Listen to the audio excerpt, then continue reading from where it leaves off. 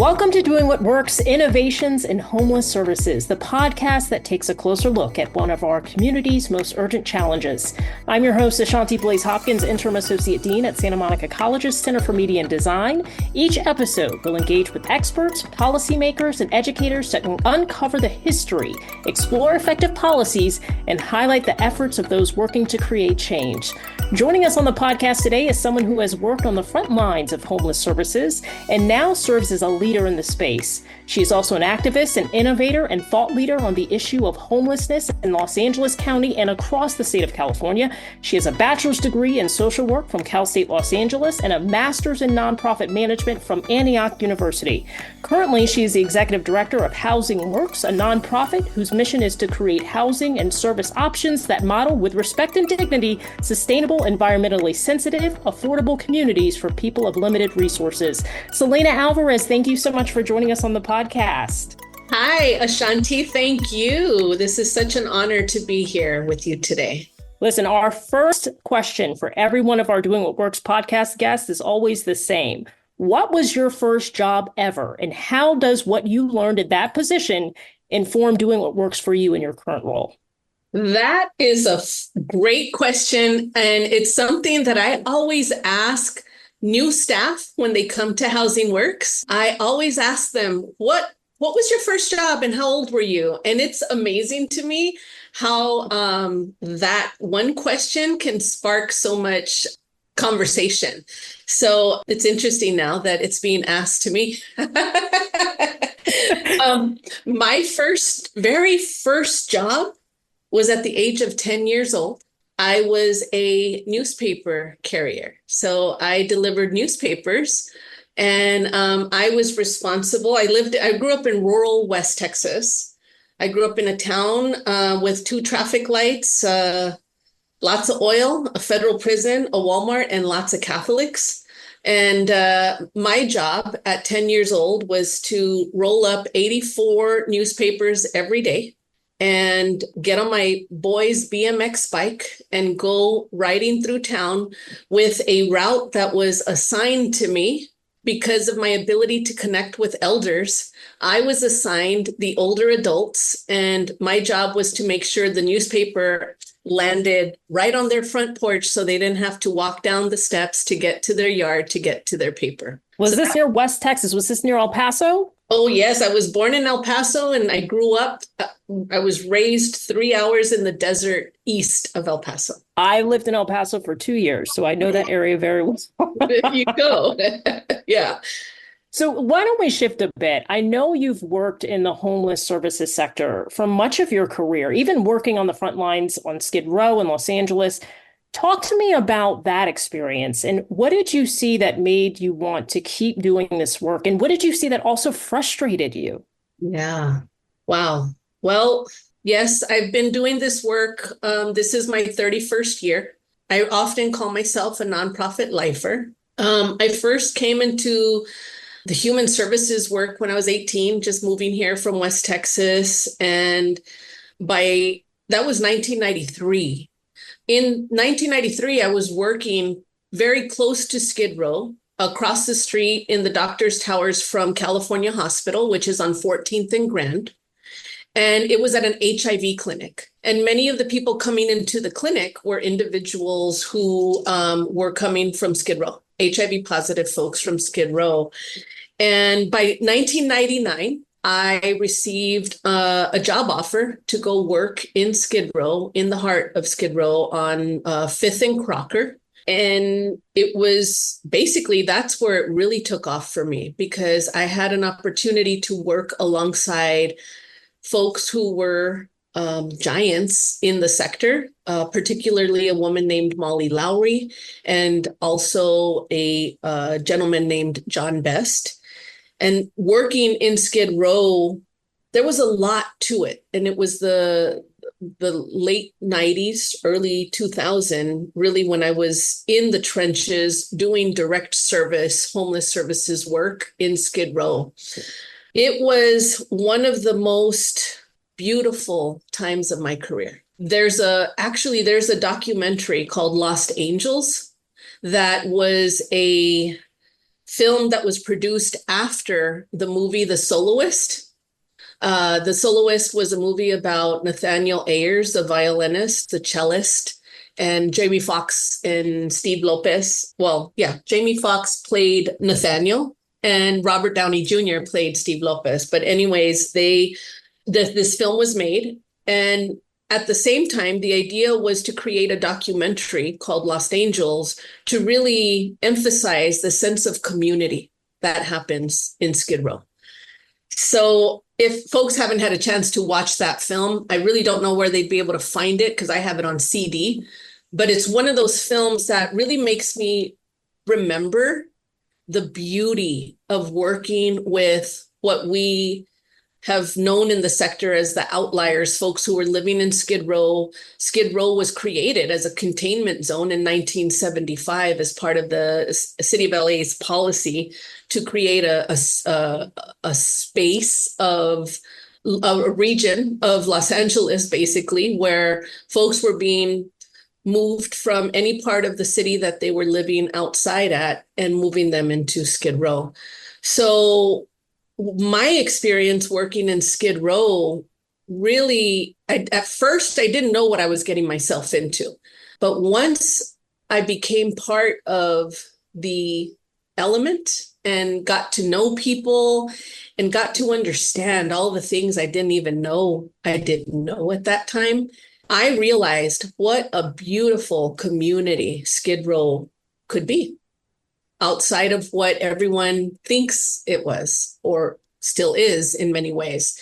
When I moved to LA, my mother held a grudge against LA because she said LA had taken her baby and I was never going to go back home. And boy, she harbored some resentment against LA. And then one Christmas, they came to visit. And when I worked in Skid Row, I worked every holiday because that's important.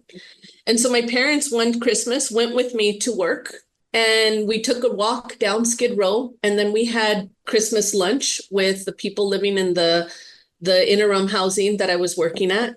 And my mother, at the end of the day, after she witnessed people coming out of their tents to greet me, she witnessed drug dealers stopping to tell them how much they appreciated my smile every day as I was walking down the street, and just getting to know the people we were serving and the people who were doing the serving. At the end of that day, my mother turned to me and she said, you know, I will never say a bad thing about LA again. You are here because God wants you here. He needs you here. And I am not going to get in the way of that anymore. And that was the last time my mother ever said anything negative about LA, because she experienced the sense of community that I experienced. That must have been something that you keep with you all the time. Every time you kind of question, why am I still doing this? You remember your mom saying that, I'm sure. Well, that's the thing. There were so many beautiful things to experience in Skid Row and so many beautiful aha moments. And there were also times where there was a lot of suffering that you witnessed as someone coming in and out of the workplace, just doing what we were doing back then, and experiencing a lot of vicarious trauma without the support systems that would have been really helpful to have as a frontline worker. And just also working in a scarcity environment where resources and support of all areas were just really centralized to the Skid Row area, which means if you needed anything that wasn't provided in Skid Row, then you really had to understand how to navigate systems outside of that zone in order to be able to properly support and serve the people we were serving. Let's talk about Housing Works. Mm-hmm. What is so different about how your nonprofit is addressing the issue of homelessness and outreach to those who find themselves without the resources and support that they need on a daily basis? Well, this is something I think a lot about, especially over the last couple of years, because COVID taught us a lot of lessons that a pandemic happens and there's still people that need that human connection. and it was really hard to do. Basically, at Housing Works, what makes us different? Housing Works, I believe, is a different organization, partly because I come from the front line. When I've been at Housing Works for 17 years, of the 31 years I've been in human services in Los Angeles, 17 years here at Housing Works.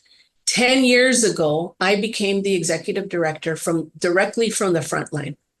And when I became the ED, I was able to start connecting many dots related to all the things as a frontline worker I wasn't privy to.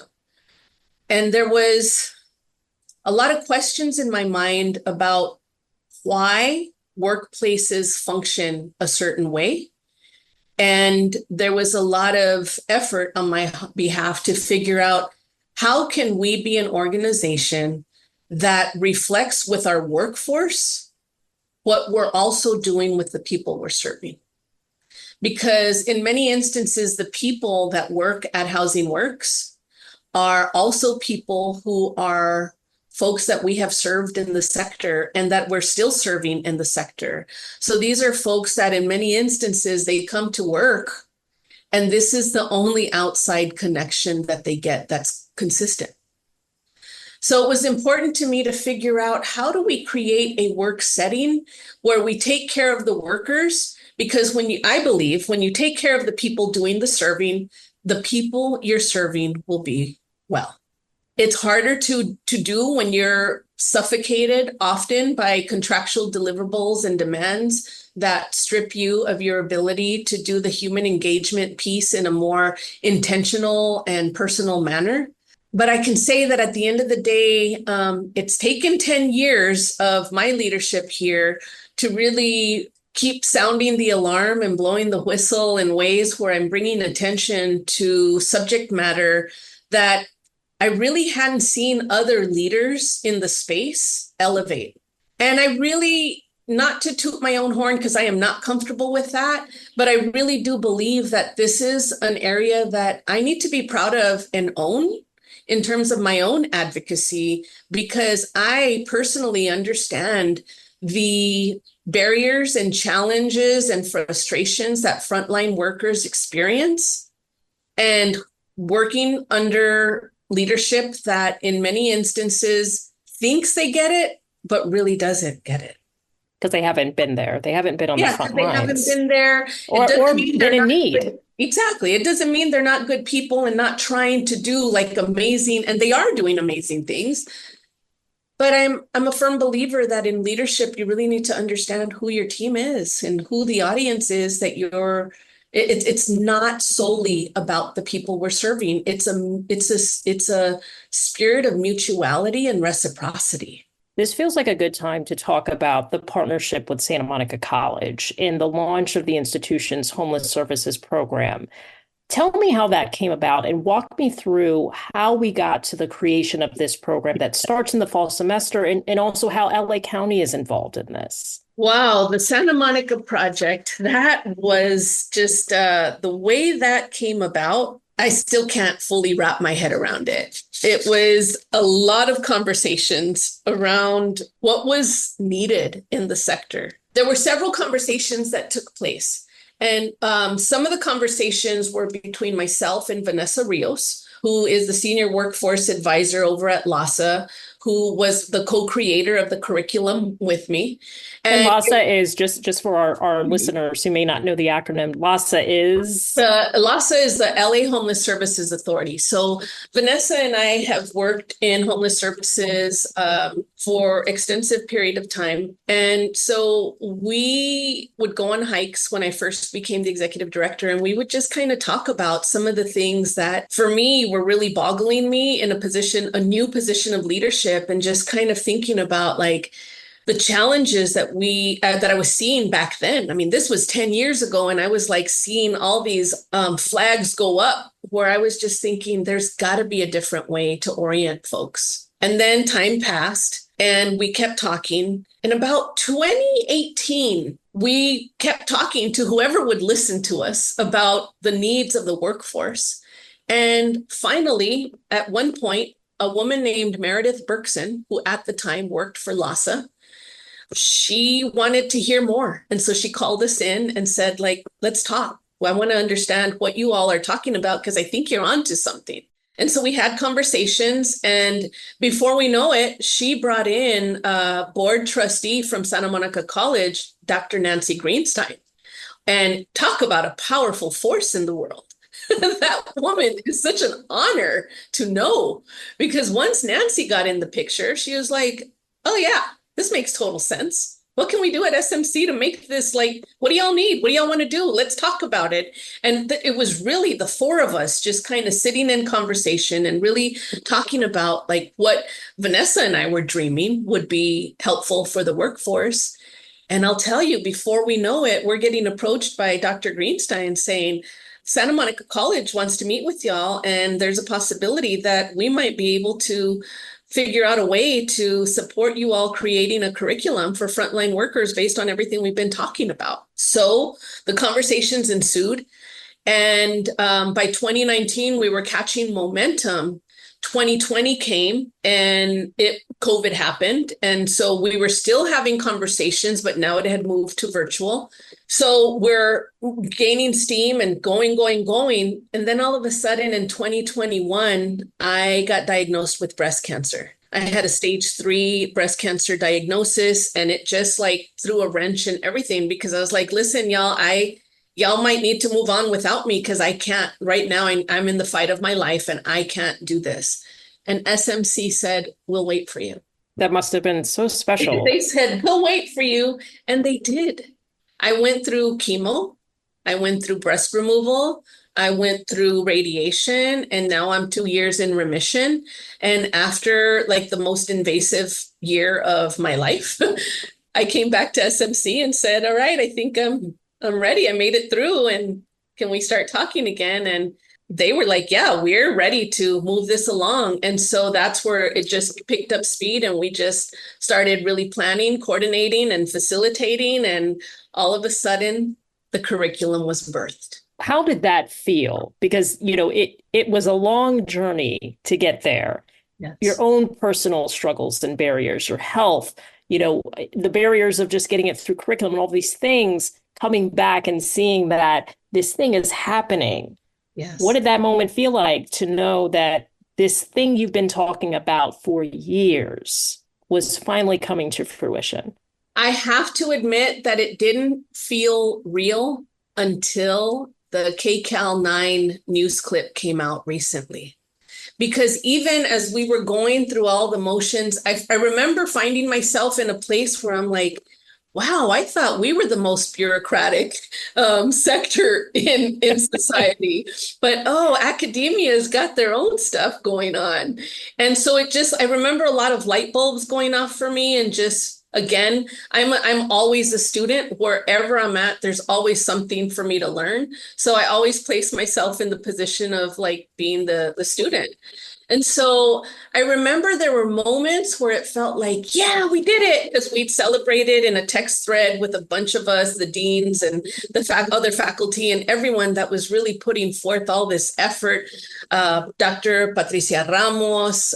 There were so many, Sal Veas, and I mean, there's too many to name, but we were just like celebrating every milestone that we were hitting.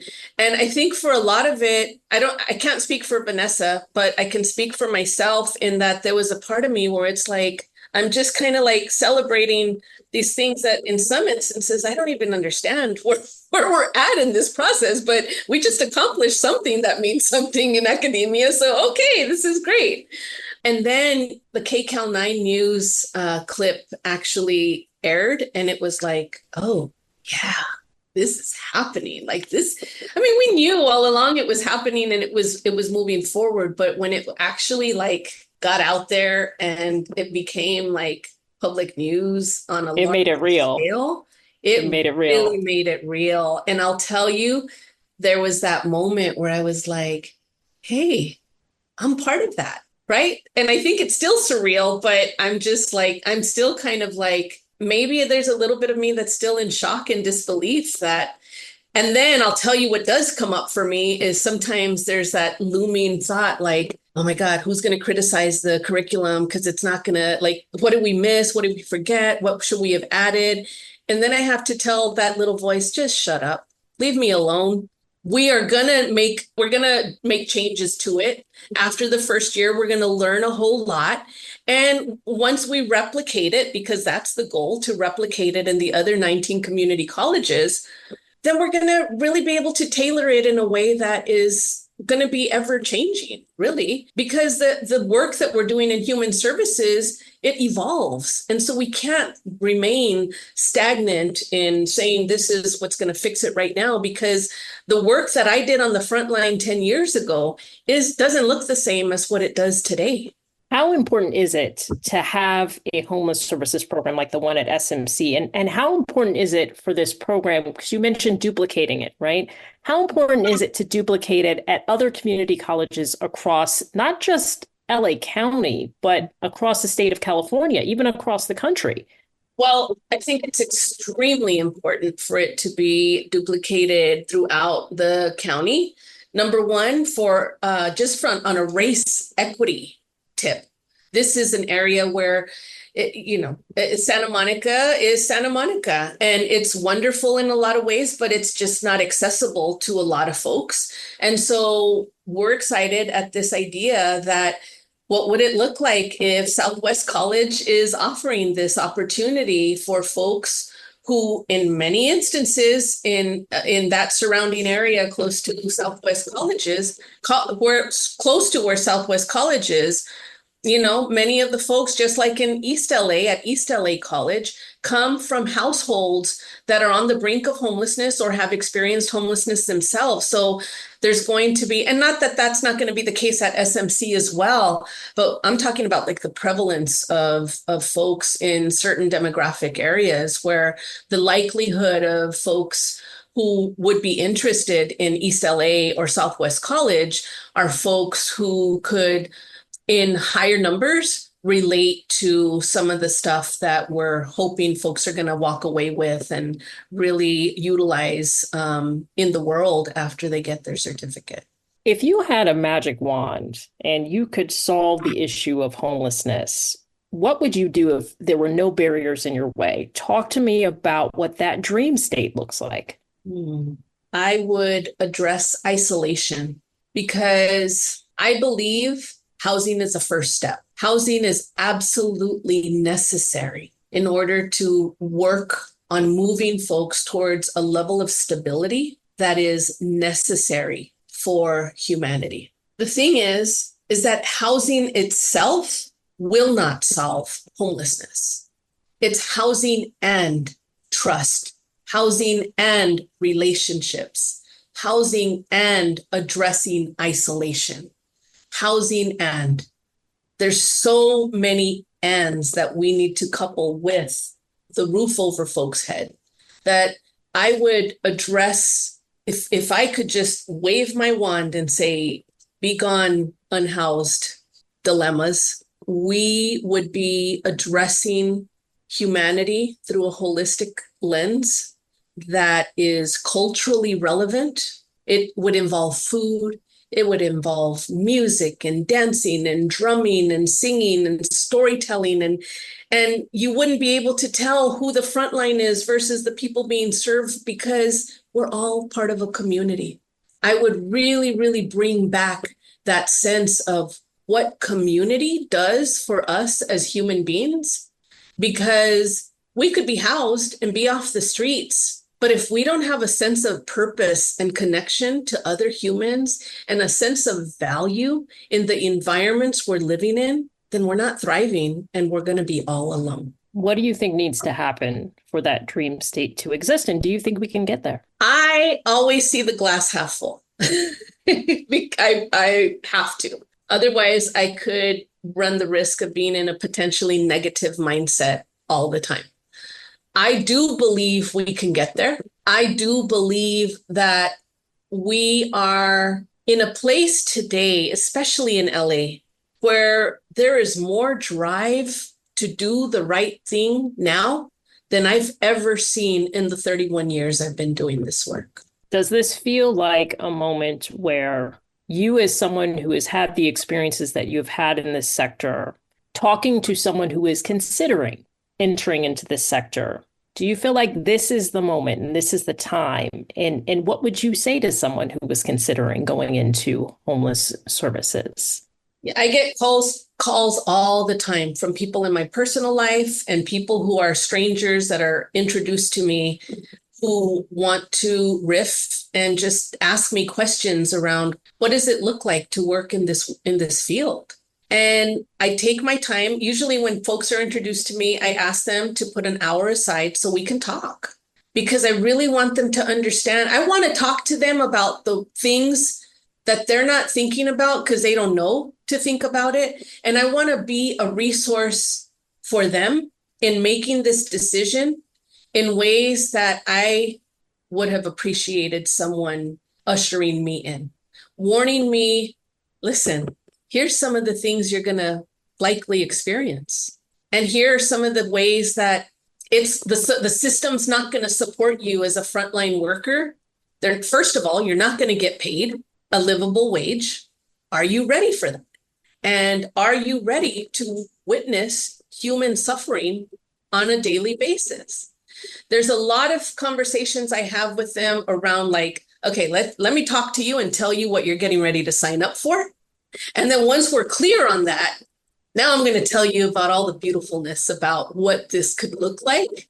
Because, I mean, what drives me every day to show up are what we would say small victories, but they're really huge. Because I'll tell you, I had an experience last Friday where one of our longtime participants moved in to housing after having moved out and lost his housing at one point, and we stayed with him and he got rehoused and moved in on Thursday. And Friday took a whole effort of about 8 staff to oversee an intervention and just keep at it. And I'll tell you, what I witnessed with our team that day reminded me of what we still have the possibility of doing. See, sometimes I can get really caught up in the minutia and the feelings of resentment towards the system for bogging us down and suffocating us and constraining us in doing the work that I know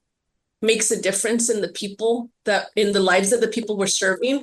When we're working with people and we're really being purposeful with our presence in their life and the conversations we're engaging them in, it's possible to move people into more productive and constructive behaviors, which moves them further away from less destructive and behaviors. So they move from destructive behaviors to more productive and constructive behaviors. It's filling out paperwork and doing all our documentation. Like, I understand why that's necessary. That's not, I'm not saying like, oh, there's no purpose for it, but it has really moved in such a direction that it has moved us further away from the people work because we're so focused on the paperwork. But when you see little things like little big things that happened like last Friday where 8 staff mobilized and it was lockstep. Nobody hesitated, no missteps, no pushback, no complaining, no nothing, but showing up and saying, I got it. I'm doing this. Everyone just fell into play. Oh, that rush I felt was like, yeah, that's what also keeps us going, is when you feel that and you see it happening and the beauty is just revealing itself in the whole relationship piece. And then you get a call on a Saturday from that same participant saying, man, Celina, they were amazing. Thank you. I slept so well last night. That's when it's like, yeah, that's what it's all about. One life, one relationship, one person at a time. I feel like, Celina, your mother was correct. You were born to do this. And this is exactly where you're supposed to be. Celina Alvarez, thank you so much for sharing your insights and expertise with us. And thank you for joining us on Doing What Works, Innovations in Homeless Services. We hope today's conversation has shed light on the complexities of homelessness and inspired ideas for change. If you found value in this episode, please subscribe, share, and leave us a review. Together, we can continue the dialogue and support the efforts to create lasting solutions. Stay tuned for more insights from the experts leading the way. Until next time.